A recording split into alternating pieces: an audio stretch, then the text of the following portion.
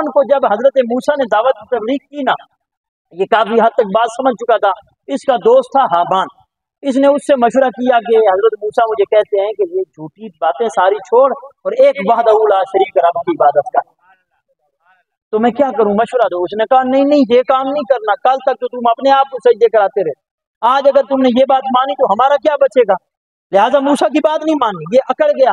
حضرت موسیٰ اس کے محل میں گئے نا، تو اس وقت بھی تفسیروں میں لکھا ہے کہ آپ نے اپنا عصا رکھا نا، تو وہ اتنا بڑا اژدہا بن گیا کہ اس کا ایک جبڑا فرش پر تھا، دوسرا فرعون کے محل کے اوپر کنارے پر تھا۔ جب اتنا بڑا اژدہا اس نے دیکھا، بھاگا کمرے پہ، فرعون بھاگ گیا۔ اس نے کہا تم نعوذ باللہ جادوگر ہو، میں تیرے مقابلے میں اب جادوگر لاؤں گا اور جادوگر آ کے تیرا مقابلہ کریں گے۔ اب توجہ سے سنیے گا، اس فرعون بدبخت نے حضرت موسیٰ علیہ نبینا علیہ السلام کے مقابلے میں جادوگروں کو بلایا، اور یہ سمجھ رہا تھا کہ شاید حضرت موسیٰ جادوگر ہیں۔ اب جادوگر آئے حضرت موسیٰ کا مقابلہ کرنے، ان جادوگروں نے آ کے اپنے جادو کے کرتب دکھائے، گھر سے آئے حضرت موسیٰ کو شکست دینے، دوست تھے فرعون کے، تھے کافر، لیکن جب آئے نا، آمنا سامنا ہوا حضرت موسیٰ کے سامنے، قرآن کہتے ہیں قالو یا موسیٰ، انہوں نے کہا یا موسیٰ، اے موسیٰ، اما ان تلقی و اما ان نکون اول من القا۔ اس کا سادہ سا خلاصہ یہ ہے، وہ جو جادوگر تھے نا، بھلا وہ 14,000 ہوں، وہ 30,000 ہوں، وہ 32,000 ہوں، وہ 70,000 ہوں، 70,000 تک تعداد لکھی ہے مفسرین نے ان جادوگروں کی۔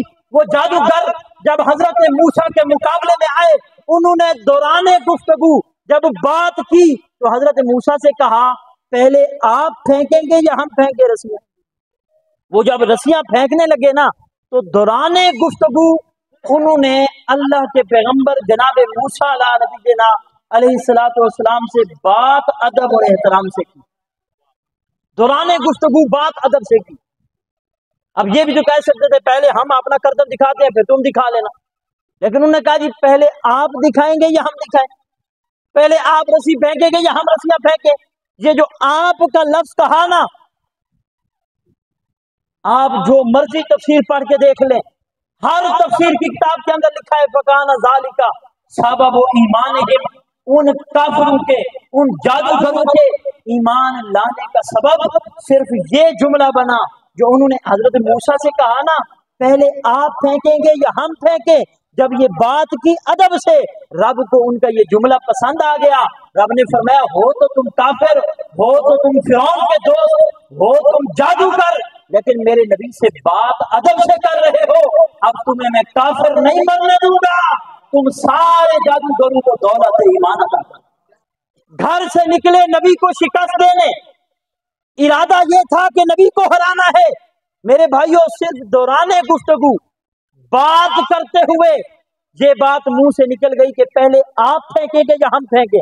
اللہ کو ان کا یہ انداز پسند آ گیا۔ رب نے فرمایا بھلا تم کافر ہو، بھلا تم فرعون کے دوست ہو، تم جادوگر ہو، لیکن جو میرے نبی سے بات ادب سے کرے، احترام سے کرے، میں اسے خالی نہیں جانے دیتا۔ آئے تھے جادوگر تھے، واپس لوٹے گو تو ایمان کی دولت لے کے لوٹے۔ اب وہ آئے تو کافر تھے، جب گئے تو سارے ایمان قبول کر چکے تھے۔ میرا سوال یہ ہے، کافر ہو، جادوگر ہو، فرعون کا دوست ہو، نبی کا مقابلہ کرنے آئے، گھر سے نکلتے ہوئے نیت بھی یہ ہو نبی کو شکست دینی ہے، لیکن صرف دوران گفتگو بات ادب سے کر لے، رب خوش ہو جاتا ہے۔ کافر بھی ہو، اللہ دولت ایمان عطا کر دیتا ہے۔ اب ایک بندہ صاحب ایمان ہو، حضور کا سچا غلام ہو، تاجدار رسالت کی محبت دل میں ہو، مسجد کا امام بھی ہو، یا رسول اللہ کی صدائیں بھی بلند کرنے والا ہو، وہ اگر اس وجہ سے محفل سجا لے، اتنا خرچہ کر لے کہ یار حضور کے ادب اور احترام کی باتیں ہوں گی، تو ایمان سے بتاؤ کیا رب ناراض ہو جائے؟ یہ جو عارف چشتی صاحب نے محفل سجائی، اتنے لوگوں کو بلایا، اتنا بڑا اہتمام کیا، کس لیے؟ حضور آ گئے، اس لیے کہ حضور کے ادب اور احترام کی باتیں ہوں گی۔